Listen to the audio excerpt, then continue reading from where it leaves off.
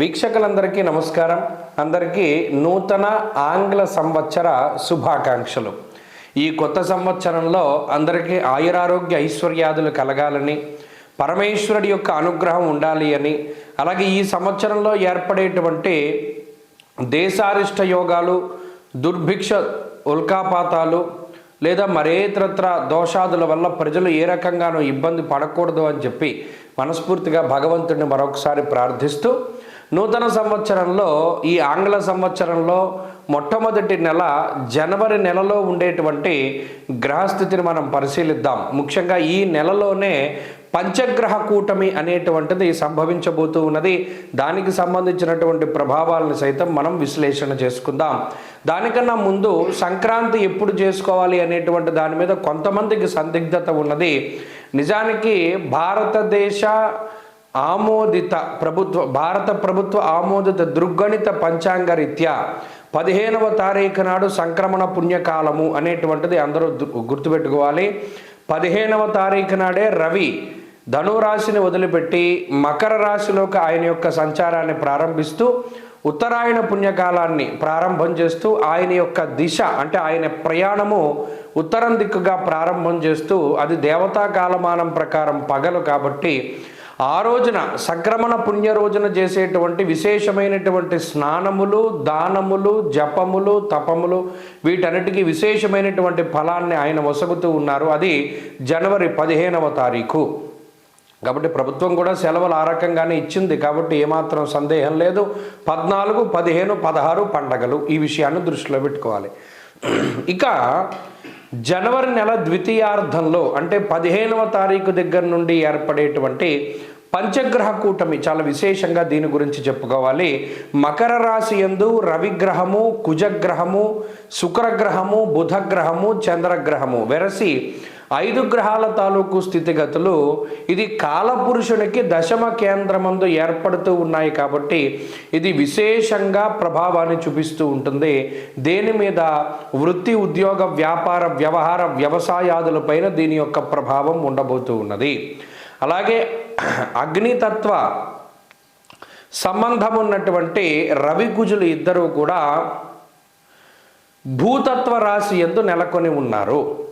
ఇక్కడ గమనించండి, ఇక్కడ మకరం భూతత్వ రాశి, ఆ రాశి యందు అగ్ని సంబంధమైన గ్రహాలు అంటే రవి కానీ కుజుడు కానీ ఉండడం వల్ల ఇది అకారణమైనటువంటి ఎండలను కూడా సూచిస్తుంది. ఈ విషయాన్ని కూడా దృష్టిలో పెట్టుకోవాలి. అలాగే రాజకీయపరమైనటువంటి విషయాలు కొంచెం ఆసక్తిని కలగజేస్తాయి. భూ సంబంధమైనటువంటి లావాదేవీలు అవి కూడా కొంత వెనకబడుతూ ఉండేటువంటి విషయాలను మనం దృష్టిలో పెట్టుకోవాలి. ఏదైనా ఉద్యోగాదుల మీద ప్రభావంగా ఈ విషయం ఈ రవికుజులు అలాగే బుధ, శుక్రులు, చంద్రులు కలిసి ఉన్నటువంటి స్థితి ప్రధానంగా అది ప్రభావాన్ని చూపెడుతూ ఉంటుంది. కాబట్టి ఈ కూటమి, పంచగ్రహ కూటమి 12 రాశుల పైన ఏ విధమైన ప్రభావాన్ని చూపెడుతుంది అనేటువంటిది మనం క్లుప్తంగా తెలుసుకునేటువంటి ప్రయత్నం చేద్దాం. జనవరి నెలలో మిథున రాశి వారికి మిశ్రమమైనటువంటి ఫలితాలని మనం ఆశించవచ్చు. ఇక్కడ 2 విషయాలు గుర్తుపెట్టుకోవాలి. ఒకటి, ఈ రాశి వారికి జన్మరాశి స్థిత గురుని యొక్క ఫలము, అలాగే దశమంలో కంటక శని యొక్క ఫలితము, నవమ రాహు యొక్క ఫలితము, దీర్ఘ సంచార గ్రహాలన్నీ ప్రతికూలంగానే ఉన్నాయి. అయితే పంచగ్రహ కూటమిలో భాగంగా గ్రహాలన్నీ అష్టమంలోకి వెళ్ళడం అనేటువంటిది ఒక ఇబ్బందికరమైన విషయం. ఇక్కడ ఈ అష్టమ స్థానంలో ఉండేటువంటి ఈ 5 గ్రహాల్లోనూ శుక్రుడు మినహాయించి మిగతా గ్రహాలన్నీ మరి ప్రతికూలమైన ఫలితాలనే ఇస్తాయి కదా. అష్టమ చంద్రుడు, అష్టమ రవి, అష్టమ కుజుడు. మరి ఆ రకంగా చూసుకున్నప్పుడు ఈ పంచగ్రహ కూటమి వల్ల కొంత ఎఫెక్ట్ అయ్యేటువంటి రాశి మిథున రాశి. కాబట్టి కొంచెం జాగ్రత్తగా వ్యవహరించాలి. ఇది మీకు జాగ్రత్తను తెలియజేయడానికి తప్పితే ఏదో నెగిటివ్గా మాట్లాడారు లేకపోతేనేమో కావాలని ఏదో నెగిటివ్ చెప్తున్నారని భావించకూడదు. ఎప్పుడైనా సరే గ్రహస్థితి ప్రతికూలంగా ఉన్నప్పుడు ఏ రకమైన ప్రతికూలత ఉన్నది, దాని నుండి ఎలా బయటపడాలి అన్నది జాగ్రత్తగా చూసుకోవాలి. ఇప్పుడు ఏమవుతోంది? అష్టమంలోకి గ్రహాలు వెళుతున్నప్పుడు దుర్దోష శత్రు సంవాదో గమనం యథా అన్నది శాస్త్రం. స్థాన నాశం రుణచ్ఛేద అష్టమస్తే ధరాసుతే అన్నది శాస్త్రం. అలాగే అజీర్ణమయ సంతాప జానుబాధాంతదైవచ అన్నది శాస్త్రం. పండగల్లో ఏది పడితే అది తినేస్తే పండగ అయిన మరుసటి రోజు నుండి అజీర్తి పట్టుకుంటుందని చెప్పాడు. అందుకని పండగల్లో మనం తినేటువంటి ఆహార పదార్థాలు జాగ్రత్తగా చూసుకోవాలి. ప్రధానంగా మిథున రాశి వారు ఇక్కడ అజీర్తికి సంబంధించినటువంటి ఉదర సంబంధమైనటువంటి సమస్యలు ప్రధానంగా కనబడుతూ ఉన్నాయి. అలాగే ఈ రాశి వారులలో స్థానచలనం కలగడానికి అవకాశం ఉంటుంది. దేశాంతరవాసం, అటు నుండి ఇటు రావడం, ఇటు నుండి అటు వెళ్ళడం, ఏదైనా దేశాంతరవాసం కలగడానికి అవకాశం ఉంటుంది. అలాగే దుర్దోష శత్రు సంవాద, అనవసరమైనటువంటి తగువులు అధికంగా ఉంటాయి. పండగల్లో వాటిల్లో వాళ్ళతో వీళ్ళతోనూ తగువులు పెట్టుకోకుండా సామరస్యమైనటువంటి ధోరణితోటి ఎక్కువగా తిని కడుపు పాడు చేసుకోకుండా కడుపును చూసుకుంటూ ఆరోగ్యాన్ని కాపాడుకుంటూ, అలాగే ఇందాక మనం చెప్పుకున్న అనవసరమైనటువంటి వ్యసనాల జోలికి వెళ్లకుండా, ఎందుకంటే జోదము, స్పెక్యులేషను, బెట్టింగు ఇటువంటి వాటిల్లో పెడితే రూపాయికి 10 రూపాయలు పోయేటువంటి రాశుల్లో ప్రథమంగా మిథున రాశి వారే ఉన్నారు. అది తెలిసి కూడా మీరు ఎందులోనైనా పెడితే మాత్రం అది మీ బాధ్యతే, స్వయంకృతాపరాధమే. కాబట్టి ఇక్కడ జాగ్రత్త వహించాలి. పండగల్లో చాలా జాగ్రత్తగా ఉండాలి. ప్రయాణాలు చేసేటప్పుడు చాలా జాగ్రత్తలు వహించాలి. స్పీడు పనికిరాదు, దుడుకు ప్రయాణాలు పనికిరావు.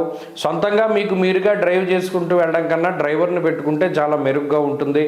కొంత తీవ్రత అనేటువంటిది తగ్గుతుంది. ఎందుకంటే ఇప్పుడు చూడండి, ఏదైనా పడవ నడిపేవాడే ప్రమాదకరంగా ఉంటే ఏమవుతుంది, మిగతా వాళ్ళ మీద కూడా ఆ ఎఫెక్ట్ పడిపోతుంది. అందుకని మీరు నడపకుండా మీరు పక్కన కూర్చుని ఇంకొకళ్ళు పెట్టుకుని ముందుకు వెళుతూ ఉండడం చెప్పదగినటువంటి సూచన. అలాగే ఉద్యోగ, వ్యాపార, వ్యవహార, వ్యవసాయాది పరిస్థితులన్నీ కూడా సాధారణంగానే ఉన్నాయి.